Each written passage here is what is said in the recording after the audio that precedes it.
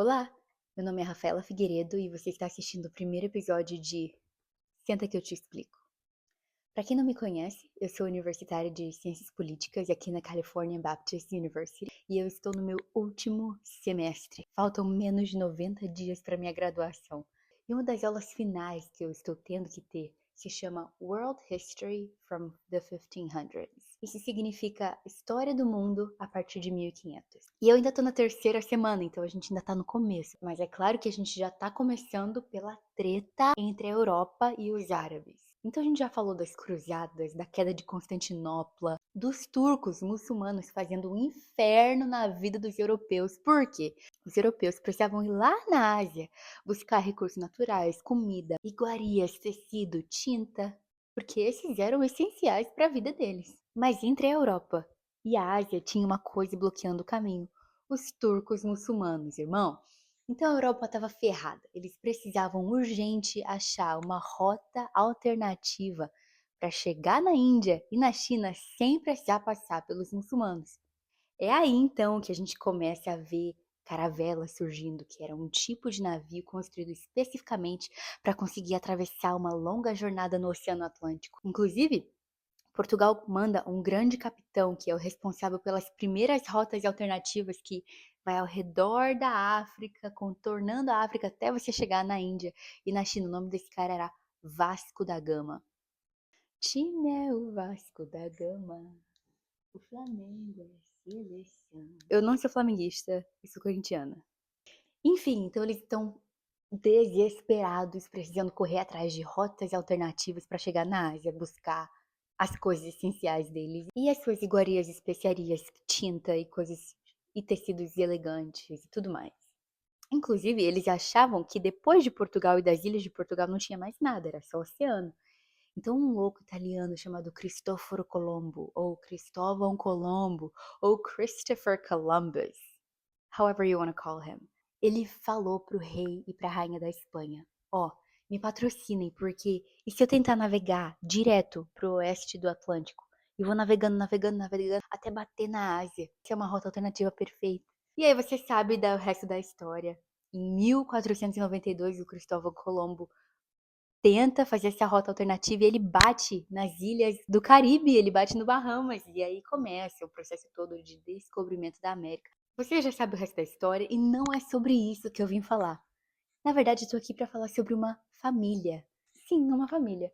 Quando nós falamos sobre essa treta da Europa contra os muçulmanos, nós estamos falando da treta dos otomanos contra os Habsburgos. Os Habsburgos eram a família imperial mais poderosa e influente da Europa. Mas qual que é a fita desses Habsburgos? Gente, vocês estão entendendo que eu tô numa hiperfixação, num hiperfoco pelos Habsburgos.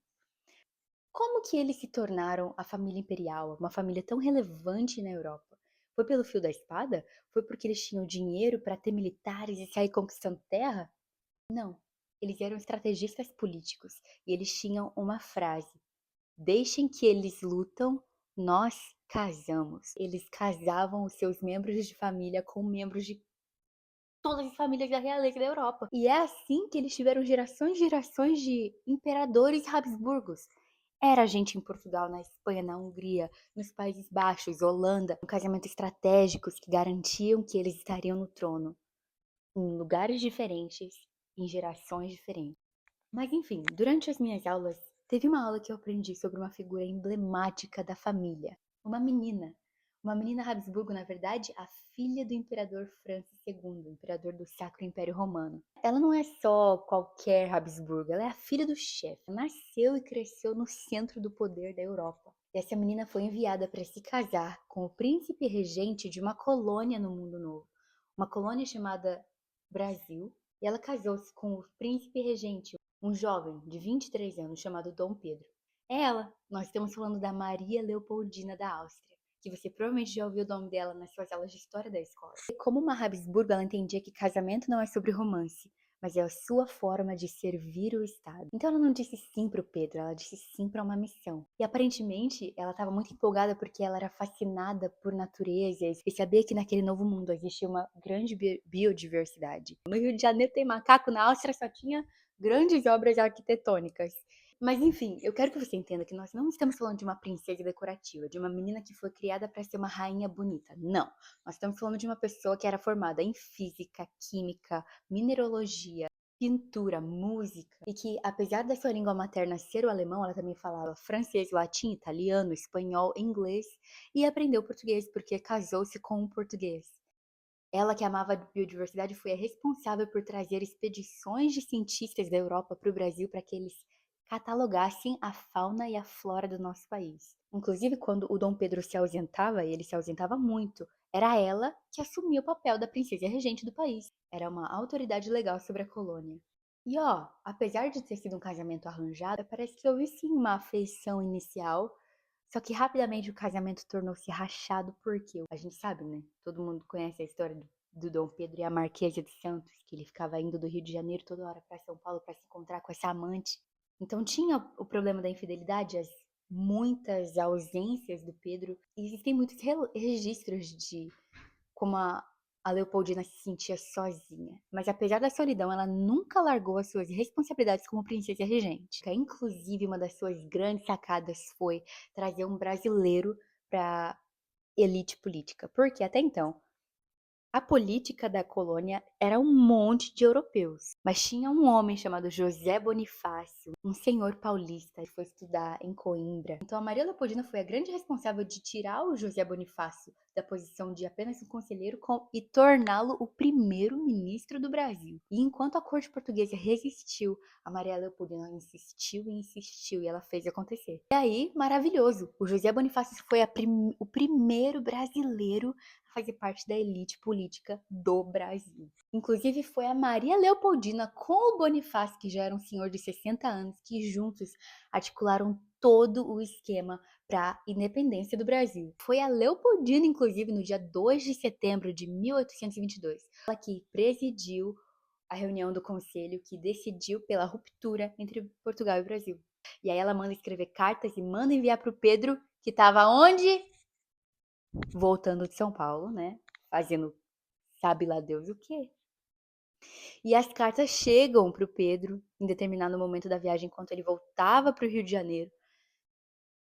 Ele lê as cartas e aí você sabe o que acontece, é o grito do Ipiranga. Outra coisa, vamos falar agora sobre as cores da bandeira do nosso país? Nós aprendemos na escola que o verde simboliza a nossa floresta amazônica, que o amarelo simboliza o nosso ouro, mas a verdade é que a bandeira do Brasil foi intencionalmente criada para representar um casamento. O verde da família Bragança e o amarelo da família Habsburgo. O verde era a cor que estava nos brasões e nas roupas e nos símbolos da família Bragança do Pedro. O amarelo era a cor do ouro dos imperadores. O ouro era associado ao status imperial. Você pode ver a cor da família na bandeira do Império Austríaco, na bandeira do Império Romano. Até as suas roupas eram carregadas de elementos de ouro. Isso não era só sobre moda, mas sobre linguagem política visual.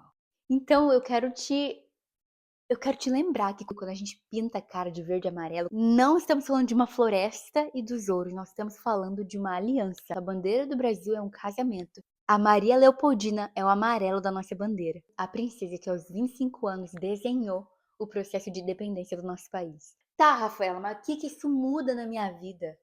Tudo! Primeiro que você acaba de se familiarizar com uma figura histórica nacional. A gente está falando de uma national hero. Enquanto os americanos têm Thomas Jefferson, George Washington, Alexander Hamilton, a gente tem uma galega chamada Maria Leopoldina. Eu preciso urgente de o rosto dela estampado em alguma camiseta minha. Esse tipo de informação é relevante na sua vida porque o jovem brasileiro conhece a bandeira, canta o hino, mas não sabe de onde surgiu o Estado independente do Brasil. Esse tipo de informação gera um patriotismo maduro dentro da gente. Informações como essa são relevantes porque acabam com essa síndrome de vira-lata de que, nossa, o mundo inteiro tem uma história emblemática de independência para contar, menos a gente. Mentira! O Brasil não nasceu do improviso, mas de um processo sofisticado de estratégia. Talvez você é uma dessas pessoas que sempre achou que o Brasil sempre foi uma bagunça, que nada aqui funciona e que nós nunca tivemos uma elite intelectual séria. Isso é mentira. Esse tipo de mentalidade é muito perigoso, porque te faz aceitar qualquer coisa. Agora, quando você fica sabendo que nós já tivemos pensamento estratégico, uma liderança qualificada, Você vira exigente e a gente precisa de brasileiros exigentes. Até porque ninguém melhora aquilo que nós já consideramos perdido. Eu preciso começar a fazer vídeos como esse porque a história do Brasil precisa parar de ser contada como se fosse piada. Eu acho que eu cheguei à conclusão de que o problema do Brasil não é falta de origem, é falta de memória. Então, você, brasileiro, o que a gente precisa é recuperar a nossa dignidade histórica. E é isso. Que Deus te abençoe. Que Deus abençoe o Brasil. E tchau.